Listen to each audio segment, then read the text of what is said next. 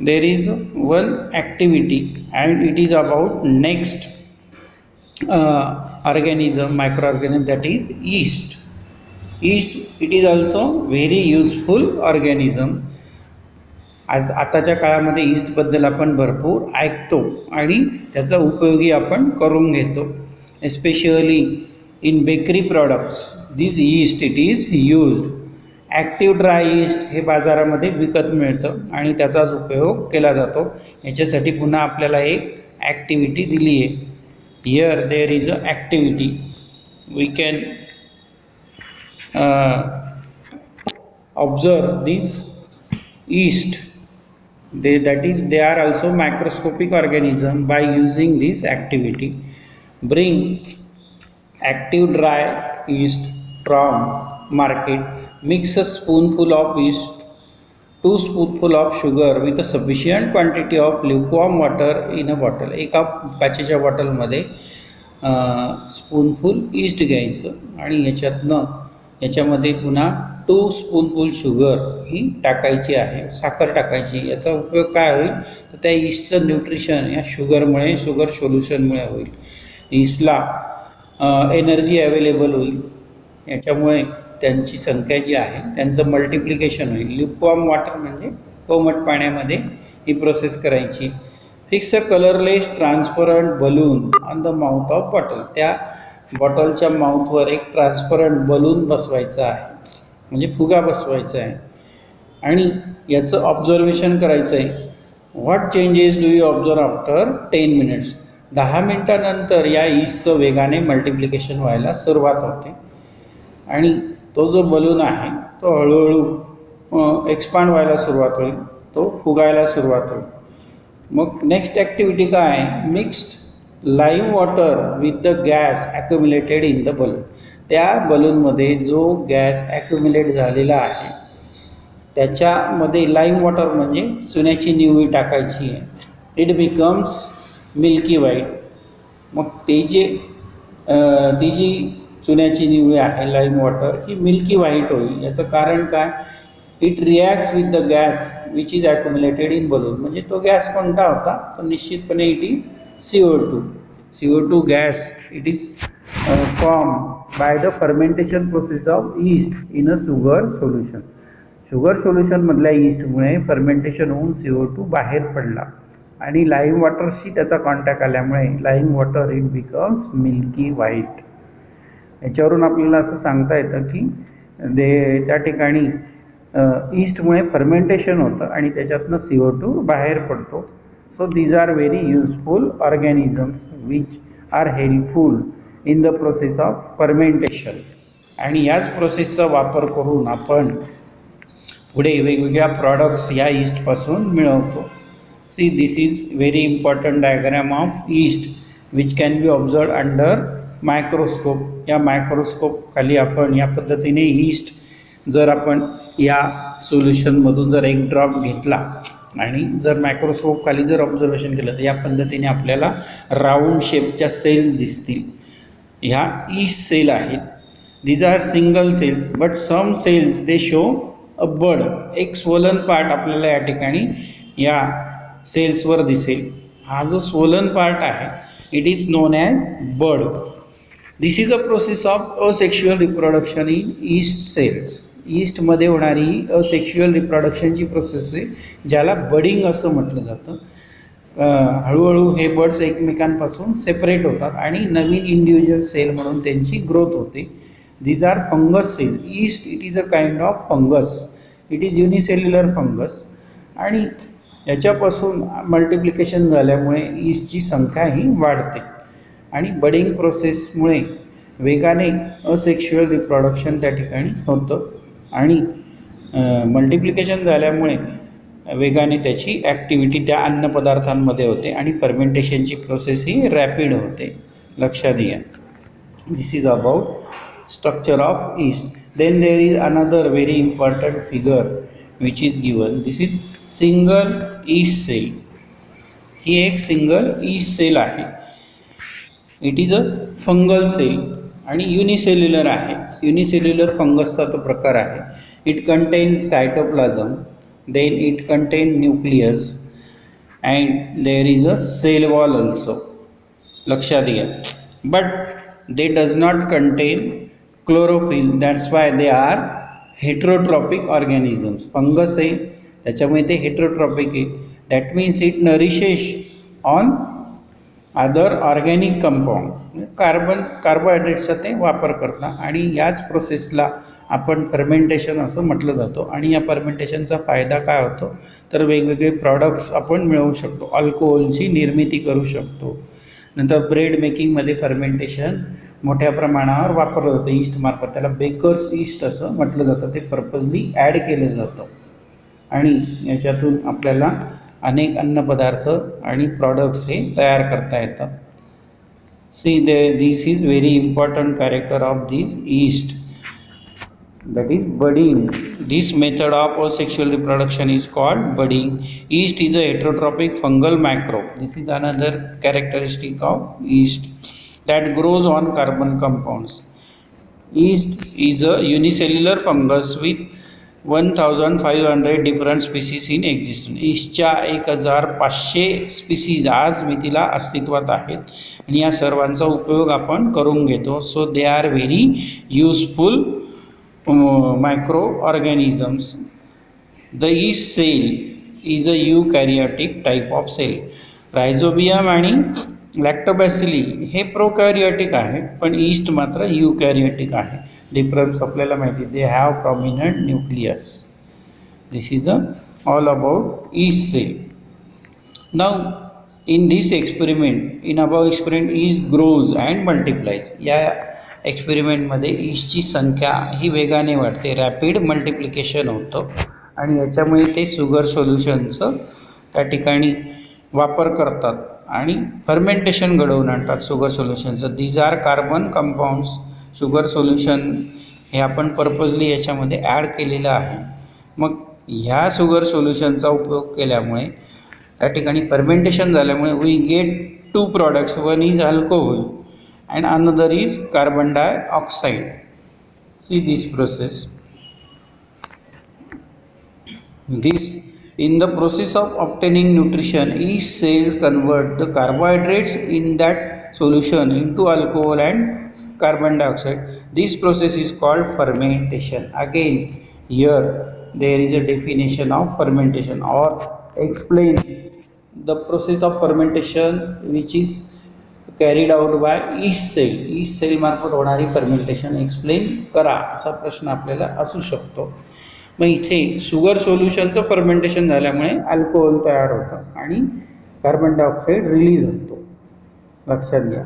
मग हीच प्रोसेस मोठ्या प्रमाणावर वेगवेगळ्या कारखान्यांमध्ये, स्पेशली ज्या ठिकाणी साखर कारखाने आहेत अशा ठिकाणी ईस्टपासून आणि शिल्लक राहिलेल्या मोलॅसेसपासून अल्कोहोल निर्मिती केली जाते. लक्षात घ्या. याच्या मोठ्या प्रमाणावर इंडस्ट्रीयल यूज आहेत. ईस्टचे अतिशय फायदे आहेत ते आपण पाहणार आहोत. त्याच्या आधी या ठिकाणी हाऊ इज ब्रेड मेकिंग हा पार्ट आहे. ब्रेड हा आपल्या डेली डाएटचा एक आता आजकाल घटक आहे आणि ब्रेड मेकिंगची प्रोसेस आहे. बेकरीमध्ये ही प्रोसेस केली जाते. याच्यामध्ये मैद्याचा वापर केला जातो आणि पर्पजली त्याच्यामध्ये ईस्ट हे टाकलं जातं. ॲक्टिव्ह ड्राय ईस्ट हे पावडरच्या स्वरूपामध्ये बाजारामध्ये मिळतं. त्यालाच बेकर्स ईस्ट असं देखील म्हटलं जातं आणि याचाच उपयोग ब्रेड मेकिंगसाठी केला जातो. या प्रोसेसमध्ये मैद्यामध्ये जे कार्बोहायड्रेट्स आहेत त्याचं फर्मेंटेशन घडवून आणलं जातं या ईस्टमार्फत आणि त्याच्यात CO2 बाहेर पडतो. म्हणून तो जो ब्रेड आहे तो स्पंजी होतो. त्याचा जो डव आहे म्हणजे गोळा आहे याला भट्टीमध्ये भाजल्यानंतर तो ब्रेड स्पंजी होतो. पुन्हा रिझल्टसाठी हे असेल. लक्षात घ्या. Find how to use the solution prepared in the above experiment to make bread. Follow the recipe and make the bread. Find out and note down the reasons why the dough rises and make the bread spongy. या पद्धतीने तुम्हाला प्रश्न असतो. The next part of this yeast, that is how they are useful in our daily life. there are some brackets they are given on this page. See, you can read these brackets and you can know about uses, different uses of this uh, yeast cell. Also there are some other bacteria, how they are very useful in our daily life, in nature, or in the control of pollution. These bacteria they are given, they are very useful.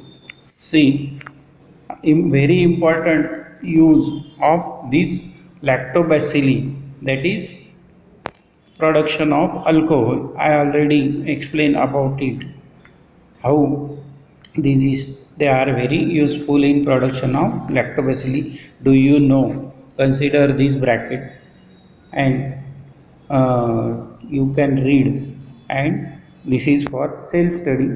Still we have to explain this, how we can use this yeast for production of alcohol.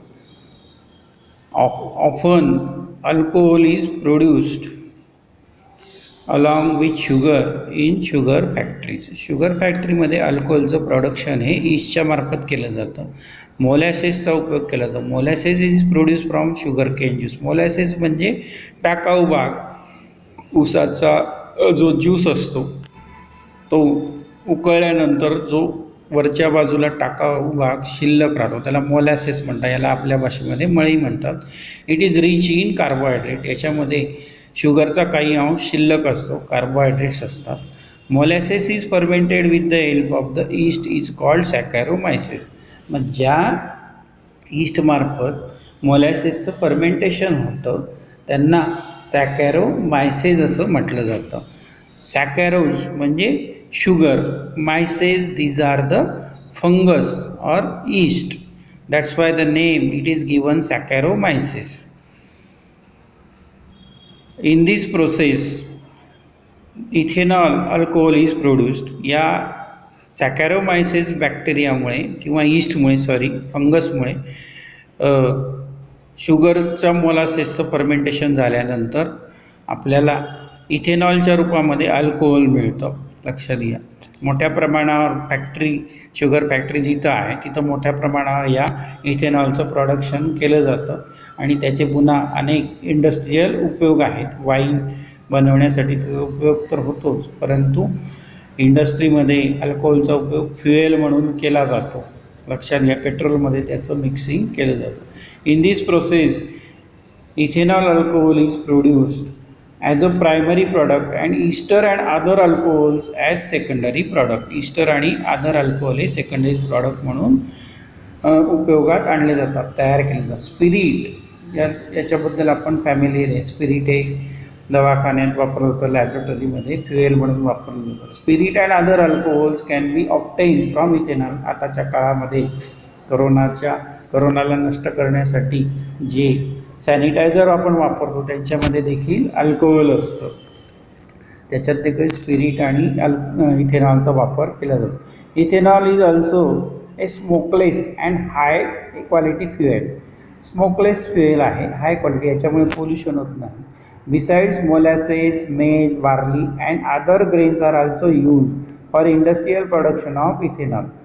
मोलॅसेस शिवाय maize म्हणजे मका, barley नावाचं जे धान्य आहे याच्यापासून ethanol तयार केलं जातं. Glucose and fructose, the sugars present in the grape juice are also fermented with the help of yeast. Glucose आणि फ्रक्टोज ज्या द्राक्षांमध्ये असतात, या शुगर्स यांचं फर्मेंटेशन करून मोठ्या प्रमाणावर वाईन तयार केली जाते. वाईन इंडस्ट्री या ज्या द्राक्षबागा ज्या भागात आहे नाशिकसारख्या ठिकाणी, तिथे वाईन इंडस्ट्री, या ठिकाणी ईस्टच्या मदतीने मोठ्या प्रमाणावर फर्मेंटेशन घडवून आणलं जातं ग्रेप्सचं आणि त्याच्यातनं वाईन तयार होते. This is very important use of this yeast. Different types of yeast they are use in this manner. Again use your brain power. This is a part. या ठिकाणी या प्रश्नांची उत्तरं तुम्हाला शोधायची आहेत. Recently it has been made compulsory in इंडियामध्ये आत्ता कंपल्सरी केलेलं आहे की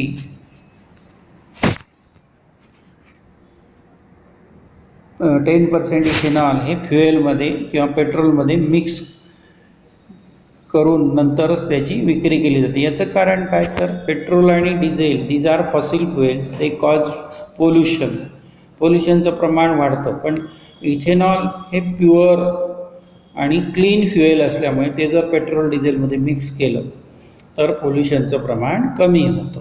दिस is answer for first question. Then second question is there here, why are wineries located near Nashik in Maharashtra. याचं उत्तर ऑलरेडी मी दिलेलं आहे.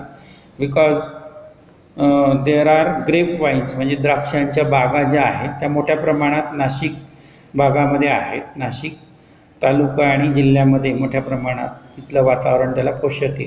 मग द्राक्ष उत्पादन जास्त असल्यामुळे वायनरीज देखील मोठ्या प्रमाणावर नाशिकमध्ये त्या ठिकाणी मोठ्या प्रमाणावर वायनरीज या एस्टॅब्लिश झालेल्या आहेत. Then third question is there, chapati is made from wheat only swell. आपण रोज घरामध्ये चपाती बनवतो गव्हापासून, ती फक्त स्वेल होते म्हणजे फक्त फुगते तव्यावर. पण ब्रेड हा स्पंजी आणि सॉफ्ट होतो. ब्रेड देखील व्हीटपासूनच बनवलेला असतो, मैद्यापासून किंवा गव्हाच्या पिठापासून. पण हा मात्र स्पंजी आणि सॉफ्ट होतो आणि डायजेशनसाठी तो इझी असतो. मग असं का, वाय इज इट सो? मग याचं कारण अगदी सोपं आहे की ब्रेडमध्ये फर्मेंटेशन झालेलं असतं आणि CO2 इव्हॉल्ड होतं. पण व्हीटमध्ये आपण फर्मेंटेशन घडवून आणत नाही. पोळीचा जो डो आहे त्याचं फर्मेंटेशन होत नाही आणि त्या ठिकाणी फक्त वाफ तयार होते आणि ज्याच्यामुळे ती चपाती जी ती स्वेल होते. पण ब्रेड मात्र स्पंजी होतो, सॉफ्ट होतो आणि तो डायजेशनसाठी इझी असतो. हे त्याच्या मागचं कारण आहे. नंतर another important point that is bio remediation. हा आताच्या काळातला कन्सेप्ट आहे की जर मोठ्या प्रमाणावर पोल्युशन झालं किंवा काही इंडस्ट्रीयल प्रोसेसेसमध्ये टॉक्झिक सबस्टन्स जे असतात म्हणजे विषारी पदार्थ जे असतात ते ॲब्सॉर्ब करण्यासाठी वेगवेगळ्या बॅक्टेरियाचा आणि यीस्टचा उपयोग करून घेतला जातो आणि यालाच बायो रेमेडिएशन असं म्हटलं जातं. याचं कारण काय, तर यीस्ट हे बायोलॉजिकल फॅक्टर आहे. यांच्या मदतीने आपण ही प्रोसेस घडवून आणतो. मग अशा कोणत्या प्रोसेस आहेत, तर पहिली महत्त्वाची जी प्रोसेस आहे आणि कोणते यीस्ट आहेत की ज्यांच्या मदतीने ह्या प्रोसेस घडतात. तर पहिली जी आहे it is a production of palm oil. Palm oil तयार करताना मोठ्या प्रमाणावर विषारी पदार्थ तयार होतात.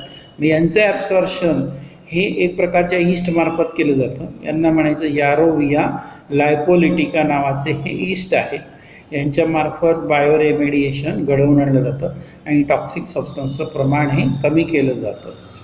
नंतर दुसरा महत्त्वाचा उपयोग आहे the heavy metals and minerals release in some other industrial processes. काही इंडस्ट्रीयल प्रोसेसेसमध्ये हेवी मेटल्स जे अतिशय घातक असतात एन्व्हायरमेंटसाठी आणि मिनरल्स हे रिलीज होतात. मग यांचं ॲब्सॉर्प्शन ह्या यीस्टमार्फत केलं जातं. They are known as Saccharomyces cerevisiae.